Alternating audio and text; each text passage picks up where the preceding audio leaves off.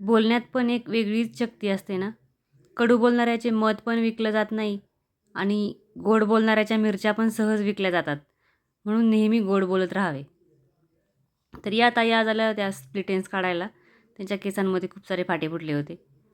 म्हणून ते काढले कैचीने आणि नंतर त्यांच्या केसांना आयनिंग केलं. त्याच म्हटल्या होत्या करायचं आहे म्हणून. आयनिंग केल्यामुळे ना पण बरेचसे फाटे जळून जातात. मी पण त्यांना ते सजेस्ट केलं आणि त्या म्हटल्या की हो करायचं म्हणून. त्यांचं आयनिंग केल्यानंतर मग असे छोटे मोठे कस्टमर झाले होते आयब्रोजचे वगैरे. नंतर घरी आले आणि आता भेळ खायची म्हटल्यावर मग कांदा तर चिरावाच लागतो. ओली भेळ बनवायची होती आणि ओल्या भेळीला कांदा चिरायचा म्हटलं की डोळ्यात पाणी येणारच. कांदा टोमॅटो चिरून घेतला, भेळ बनवली, सर्वांना वाटली. चला बाय, भेटूया पुढच्या ब्लॉगमध्ये.